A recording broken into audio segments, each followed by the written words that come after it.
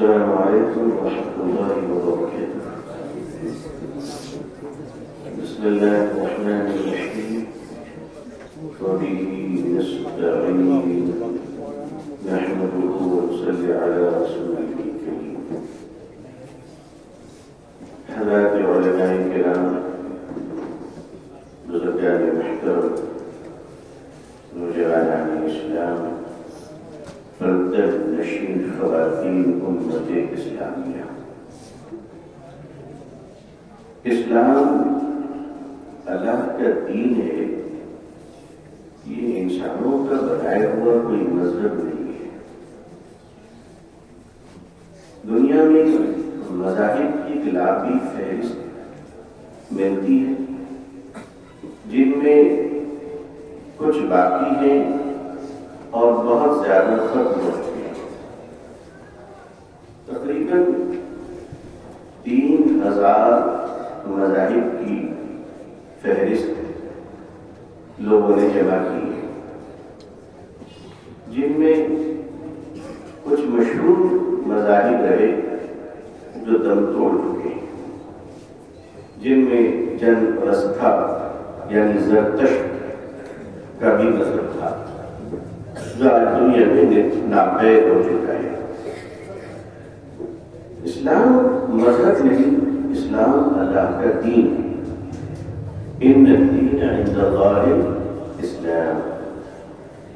اور دین کا جو کنسپٹ ہے، دین کا جو دستور ہے، اور دین کا جو سسٹم ہے، اور دین کا جو اپنا نیچر ہے، ہر چیز کی اپنی ایک نیچر ہوتی ہے. آپ کی نیچر ہے حدت پیدا کرنا، پانی کی نیچر ہے بھگونا، گلا دینا، پگھلا دینا. اسی طرح موسم کے ایک نیچر ہوتا ہے. یہ موسم نومبر کے آخری ایام چل رہے ہیں اور گلابی ٹھنڈک نے مسکراتے ہوئے لوگوں کا بوسہ لینا شروع کر دیا ہے. ظاہر ہے کہ اس کی اپنی ایک نیچر ہے کہ جیسے جیسے ٹھنڈک کی محبت بڑھتی جاتی ہے، لوگ موٹے موٹے گرم گرم کپڑوں کے قریب ہوتے چلے جاتے ہیں، تلاش شروع ہو جاتی ہے. اسی طرح نیچر آف اسلام، اسلام کا بھی ایک نیچر ہے، اسلام کی بھی فطرت ہے، اسلام کا بھی اپنا ایک مزاج ہے. اور وہ مزاج اس کے اندر اللہ تعالیٰ نے انسٹال کیا ہے. اسلام کی فطرت کے سافٹ ویئر کو اللہ نے فٹ کیا ہے. موبائل کمپنیاں اپنی سافٹ ویئر لگاتی ہیں جو میکسیمم چائنیز سافٹ ویئر ہے. آئی فون والے اپنی سافٹ ویئر لگاتے ہیں جو گاہے بگاہے اپڈیٹ کرتے رہتے ہیں. یعنی ہر سافٹ ویئر، ہر سسٹم اپڈیٹ کا محتاج ہے. اللہ نے اسلام کو مکمل فرمایا ہے. لوگ آتے جاتے رہیں گے، اسلام قیامت تک اپ ٹو ڈیٹ ہے. اس میں کسی اپڈیٹ اور کمی کی کوئی گنجائش نہیں ہے. دنیا آتی جاتی رہیں گی، میری مراد دنیا میں لوگ آتے جاتے رہیں گے، ہر قسم کے ماڈل پیدا ہوتے رہیں گے، نئی نئی ڈیولپمنٹ اور نئی نئی ایجادات ہوتی رہیں گی، ڈسکوریاں ہوتی رہیں گی.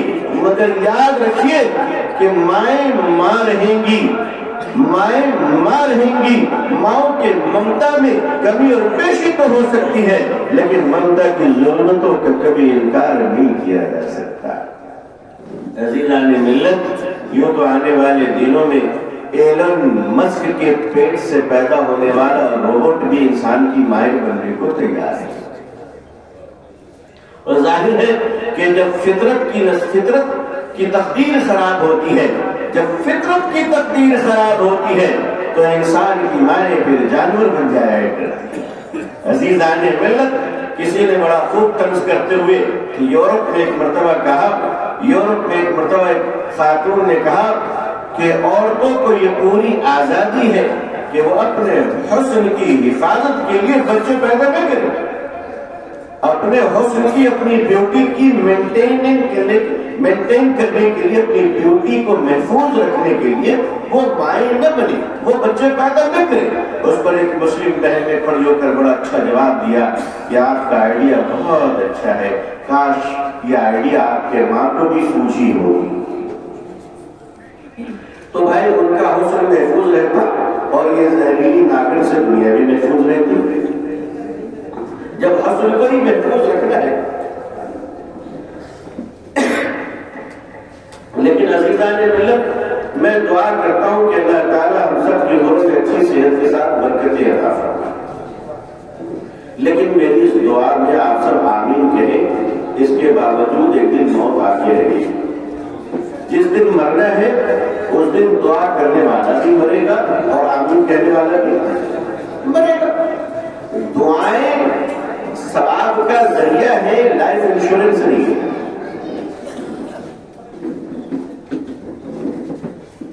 لائف انشورنس نہیں ہے۔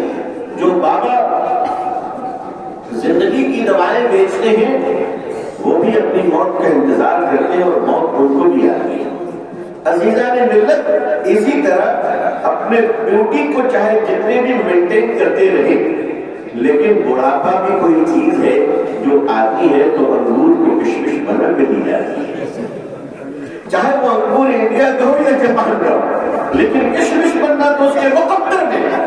لیکن یاد رکھنا میرے بزرگ، میری مائیں، میری بہنیں، یہ بات یاد رکھیے گا کہ اپنا علاج چاہے ہندوستان میں کروائیں یا انگلینڈ میں کروائیں، اپنے چہرے کا میک اپ چاہے جرمنی میں کروائیں یا امریکہ کے کسی بیوٹیشین سے کروائیں، ان سب کے باوجود، دنیا کے تمام علاج کے باوجود موت سے بچنا ممکن نہیں۔ دنیا کے تمام علاج کے باوجود بڑھاپے سے بچنا ممکن نہیں ہے۔ مگر یاد رکھنا، اگر رات کے اندھیرے میں کسی نے اللہ کی یاد میں ایک قطرہ آنسو بہا دیا تو اللہ کی عزت و جلال کی قسم جہنم سے بچنا ممکن ہے۔ میرے عزیزوں، جس سے ممکن ہے تو اس کی طرف توجہ کیوں نہیں دیتے؟ جو ناممکن ہے اس کے پیچھے کیوں پڑتے ہو؟ زندگیاں تو گزر ہی جائیں گی، زندگیاں تو ان کی بھی گزر جاتی ہے جو کچروں کے ڈبوں میں جن کی پرورش ہوتی ہے۔ لیکن اسی کے ساتھ اسلام دین فطرت ہے، اور دین فطرت کا مطلب یہ ہوا کہ وہ اپنے ماننے والوں کی ضرورت کی قدر کرتا ہے۔ سمجھ میں آ گئی بات؟ اپنے ماننے والوں کی ضرورتوں کی قدر کرتا ہے۔ باپ کا مطلب کیا ہے؟ باپ کا مطلب یہ ہے کہ اپنے بچوں کا خیال رکھے۔ اسی کو کہا جاتا ہے نا باپ، ورنہ آج کل ریڈی میڈ باپ کا کر لیتے ہیں۔ اللہ نہ کرے، آپ تو شریف لوگ ہیں، میں وہ دوسرے علاقے کی بات کر رہا ہوں۔ باپ کا مطلب یہ ہے کہ جو اپنے بچوں کی ضرورتوں کا خیال رکھتا ہے۔ شوہر کا مطلب یہ ہے کہ وہ اپنی بیوی کا سراپا مکمل اس کی طاقت اور قوت ہوتا ہے۔ شوہر روزی روٹی ظاہر سی بات ہے وہ اللہ تعالیٰ رب اللہ دے گا، لیکن شوہر کا ہاتھ جس بیوی کے سر پہ ہے وہ دنیا کی سب سے محفوظ ترین ہوگا۔ جس بیٹی کے سر پر باپ کا ہاتھ ہے وہ دنیا کی سب سے محفوظ ترین بہن ہے، اور جس بھائی کے جس بہن کے ساتھ اس کا بھائی ہو اس کی قربت اور بازوں کی مضبوطی کا اندازہ نہیں لگا سکتے۔ اسلام دین فطرت ہے۔ اس کا مطلب یہ ہے کہ اسلام اپنے فالوورز کی ضرورتوں کی قدر کرتا ہے، ضرورتوں کی قدر کرتا ہے۔ یعنی ہماری اور آپ کی نیڈ کیا ہے، ہماری اور آپ کی زندگی کے تقاضے کیا ہیں، ہماری اور آپ کی ضرورتیں کیا ہیں۔ 4 تہذیبیں جس کو اسلام نے برقرار رکھا، تقریباً 12 تہذیبیں دنیا میں تھی جو تب توڑ چکی، لوگوں نے اپنے اپنے طور پر پرمپرائیں بنا رکھی تھی۔ جیسے ہمارے یہاں کی ہماری بہنیں بڑی شریف ہیں ماشاءاللہ، دوسرے علاقوں کی عورتوں نے نئے نئے فتوے بھی بنا رکھے۔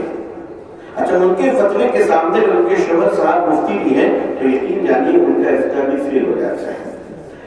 اس لیے کہ ظاہر سی بات ہے لوہے کے افتتاح کے سامنے پلاسٹک کی افتتاح کتنی دیر تک ٹکے، اور ہمارے یہاں تو چائنیز مفتیوں کی دربار بھی ہے آج کل. ہم تو ایسے ایسے آٹومیٹک مفتیوں کو جانتے ہیں جو چہاروں میں پڑھتے پڑھتے افتتاح سے فارغ ہو گئے. خیر میں اسی دنیا کا آدمی ہوں، گھر کی بیٹی سب جانتا ہوں. نہ آپ مجھے دیکھو غور سے، نہ آپ کو دیکھو غور سے. دیکھو جانتا سب کچھ، لیکن اس میں سے 20% بولتا ہوں اور 80% ہضم کر جاتا ہوں. مسلمان خواتین ہماری بہنیں، دنیا کی ہر عورت سمانی ہے، چاہے وہ مسلمان کی بیٹی ہو یا ہمارے ہندو بھائی کی بیٹی ہو. بحیثیت عورت، بحیثیت بیٹی، دنیا کی ہر مائیں، ہر ماتا، ہر سما، ہر عورت، ہر بیٹی سمانیہ ہے. اور اسلام نے ہمیں درس دیا ہے کہ اپنی بہن کی آنچل کے ساتھ ساتھ دنیا کی ہر عورت کی آبرو کی حفاظت کرنا اور اس کا ارادہ کرنا یہ مسلمانوں کا کرتویہ ہے، یہ دھارمک پرمپرا ہے اور اسلامی تعلیمات ہے کہ اسلام نے چلتے ہوئے راہوں پر ہمیں وہ تعلیم دی کہ اگر مسلمان سڑک سے گزر جائے تو جس راستے سے یہ گزرے گا اس راستے کی عورتیں اپنے آپ کو سرکشت اور محفوظ محسوس کریں گی. اسلام نے 4 جن تہذیبوں کی حفاظت کی، وہ 4 چیزیں بڑی ضرورت ہے، ہماری ضرورت ہے. ایک تو یہ کہ ہماری روح کی غذا کے لیے ہمیں ایک آستھا کی ضرورت ہے، ایک بلیف کی ضرورت ہے جسے ہم دین کہتے ہیں. روحانیت کی غذا کے لیے ہمارے لیے ایک مذہب کی ضرورت ہے کہ جس پر ہم آستھا کریں، ہم گناہوں سے بچیں، جس کے ڈر سے، جس کے خوف سے. آپ مجھے بتاؤ، ایک 70 سال کی بڑھیا 2 کلو سونا لے کر تنہا راستے سے جا رہی ہے، نہ کوئی آدمی اس کے ساتھ ہے، نہ کوئی پولیس ہے، نہ کوئی لا اینڈ آرڈر ہے، نہ کوئی قانون ہے، نہ کوئی لائٹ ہے، نہ کوئی CCTV کیمرہ ہے. وہ تنہا راستے سے گزر رہی ہے. سامنے سے ڈاکو اور چور اچکے کو خبر ہے کہ بوڑھی ماتر کے پاس 2 کلو سونا ہے اور اسے لوٹنا چاہتا ہے. بڑھیا 70 سال کی ہے، ایک دھکا مارے گا تو گر جائے گی اور وہ نوجوان ہٹا کٹھا ہے، بچانے والا کوئی نہیں ہے. اے دنیا کے لوگوں، اے درد دل رکھنے والوں، اے بڑے بڑے بدھی جیویوں، اے اسکالروں، اے انٹلیکچوئل کے لوگوں، اے لا اینڈ آرڈر کو مینٹین کرنے والے میرے بھائی اور میرے بہنوں، اے درد دل رکھنے والے انسانوں، بتاؤ کہ اس بڑھیا اور اس مرد کے درمیان کون ہے جو اس جرم سے اس آدمی کو روک سکے؟ ایک خوف خدا چھوڑ کر کوئی دوسری طاقت نہیں ہے. ایک طاقت ہے کہ اس آدمی کے اندر یہ احساس ہو جائے کہ میرا مالک مجھے دیکھ رہا ہے. تو مالک کے دیکھنے کا احساس آدمی کو شہروں میں نہیں، تنہائی کے جنگل میں بھی راہوں سے روک دیا کرتا ہے. اگر انسان مکے اور مدینے میں بھی رہ کر شریعت و سنت کے خلاف چلے گا تو گنہگار ہوگا، اور جنگل میں بھی رہ کر اگر اللہ سے ڈرے گا تو اللہ کا ولی بن جائے گا. انسان کا دل، تو انسان کے دل کی روحانیت کی ضرورت ہے. دین، اللہ نے اس ضرورت کو ہمارے لیے احترام کے ساتھ پورا فرمایا. انبیاء اور رسول کے ذریعے انسانوں کی اصلاح کروائی، اور ہمیں اللہ نے اس ضرورت کی تکمیل کے لیے ہمیں جو دھرم دیا اس کا نام اسلام ہے. فرمایا اس کی ضرورت ہے کہ رات کی تنہائیوں میں تم جس سے دل لگاؤ وہ کون ہے؟ وہ اللہ ہے. دوسری ضرورت، انسان کی ضرورت نکاح ہے، انسان کی ضرورت ریلیشن ہے. اللہ نے اس کا احترام فرمایا اور فرمایا کہ مائیں تو دنیا میں جا کر عورتیں بنیں گی، آپ تو دنیا میں جا کر مرد بنے گا، بھائی اور بہن کے رشتے تو دنیا میں ہوں گے، ماں اور بیٹے کا رشتہ تو دنیا میں ہوگا. لیکن آؤ فزیکل ریلیشن اور انسان کا ایک رشتہ اور انسان کے جذبات کی تشکیل اور اس کی نسلوں کو بڑھانا اور اس دنیا کے رنگ و بو کو سجانا اور اس کائنات کے حسن کو چمکانا، اس کے لیے جس رشتے کی ضرورت ہے اس رشتے کو نکاح کہا جاتا ہے. اور اللہ نے فرمایا اس رشتے کا آغاز دنیا سے نہیں بلکہ جنت سے کیا جا رہا ہے. اس لیے دنیا کی پہلی عورت ماں نہیں بنی تھی بلکہ پہلے بیوی بن کر دنیا میں بھیجی گئی ہے. حضرت حوا پہلے ماں بنی ہے پہلے بیوی بنی؟ بتاؤ بھائی، ماں بیوی بنی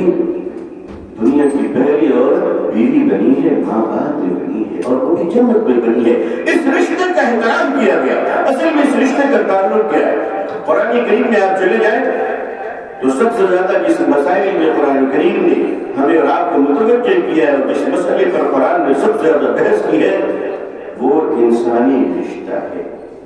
نماز پر زیادہ گفتگو نہیں ہے، نماز کے حکم دیں گے اور آگے بڑھ گئے۔ زکات کے احکام قرآن میں موجود ہیں، حج و زکات کے احکام قرآن میں موجود ہیں، مگر علماء اور مفتیان کرام اور مفسرین اس بات کو جانتے ہیں کہ 550 سے بھی زیادہ یہ مسائل بیان کیے گئے کہ لوگوں اپنی زندگی کو کیسے گزارو گے، تم پر تمہاری بیویوں کا حق کیا ہے، اے بیویاں تمہارے شوہروں کا حق کیا ہے، تمہارے اولادوں کی پرورش کیا ہوگی، ترکہ اور وراثت تقسیم کیسے ہوگا اور کس طرح زندگی کو گزارو گے۔ اس لیے کہ رشتوں کا حلال ہونا بہت ضروری ہے۔ اگر رشتے حلال نہیں ہیں تو آدمی کعبے میں بھی جا کر مشکوک بنے گا اور محبوب نہیں بلکہ مردود بن جائے گا۔ Relation is very important.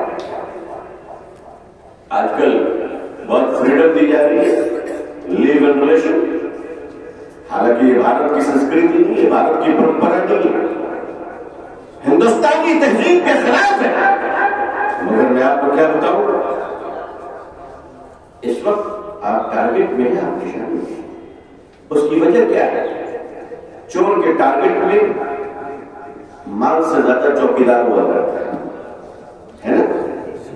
چور کے ٹارگٹ میں کہتا مال تو لے لوں گا مگر پہلے چوکیدار کو سلٹا دو، کیا اگر یہ جگہ رہا تو ہمارے پھنسنے کے چانسز زیادہ ہیں۔ تو چور چوکیدار سے ڈرتے ہیں، مسلمان عورتیں ٹارگٹ میں کیوں ہیں؟ چور کس سے زیادہ ڈرتے ہیں؟ مال سے زیادہ اس کی نظر کس پہ ہوتی ہے؟ چوکیدار پہ ہوتی ہے۔ دنیا کی چوروں کی نظر اسلام پہ پہنچنے سے پہلے عورتوں کے زیادہ کیوں ہے؟ مسلم عورتوں نے اس دنیا میں اسلامی تہذیب، مانوتا کی پرمپرا اور ناری شکتی کا جو سمان برقرار رکھا ہے۔ اے مسلم عورتیں، اے میری بہنیں، میں تمہیں سلام کرتا ہوں۔ تم دنیا میں وہ واحد ہو، تم دنیا میں وہ واحد قوم ہو جس نے آج بھی حتیٰ کی بیٹیوں کو آبرو کو محفوظ رکھا ہے۔ ورنہ اس دنیا کے لوگوں نے، آوارہ لوگوں نے اور انڈسٹری نے اور پیسے کمانے کے لالچی ہوس پرست جانوروں نے ہماری بیٹیوں کو، انسان کی بیٹیوں کو بڑھانا کر سمندر کے کنارے تو لٹا دیا۔ مگر آج وہ سوچتے ہیں کہ دنیا کی ساری عورتوں پر ہمارے ہاتھ اور چابک پر چل چکے ہیں، مگر یہ دنیا کی کون سی مٹی سے بنی ہوئی مسلم عورتیں کہ ایک مسلم بیٹی برقع پہنتی ہے تو دنیا کے 72 بلین فیشن انڈسٹری کے ڈالر پر تھوک لیتی ہے۔ ہماری ایک بیٹی برقع پہنتی ہے تو ننگی گھومنے والوں پر لعنت بھیجتی ہے۔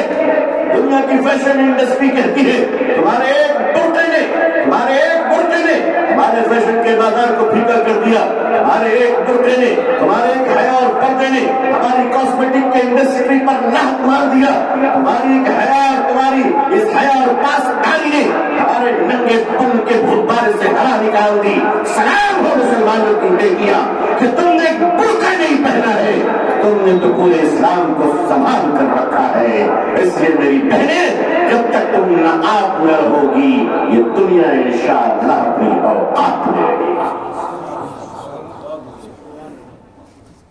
یہ صرف آپ کے سرکشا کوچ نہیں ہے، یہ تو بھارت کی سنسکرتی میں نہیں ہے، بھارت کی پرمپرا نہیں ہے۔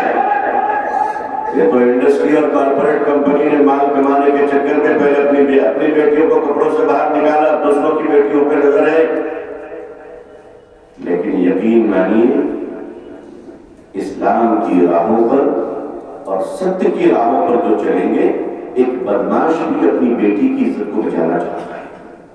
تو جس طرح ایک موالی ڈھونڈنا، ایک کرمنل اپنی بہو بیٹی کی عزت کو بچانا چاہتا ہے، ایک کرمنل بھی کہتا ہے کہ ہاں میں نے اس کو اس لیے مارا کہ اس نے میری بیوی پر بری نظر رکھی تھی۔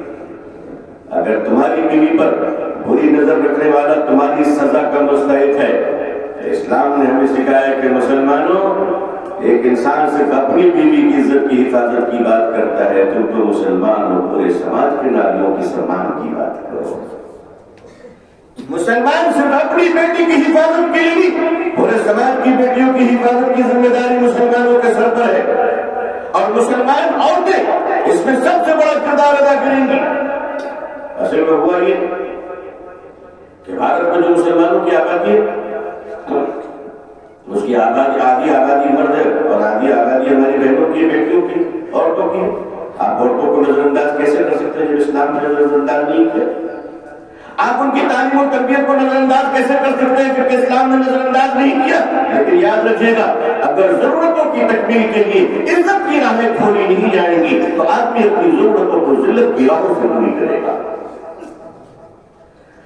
عزت کے لیے عزت کے راستے کھول دو، سماج میں عزت کی راہیں کھلنی چاہیے۔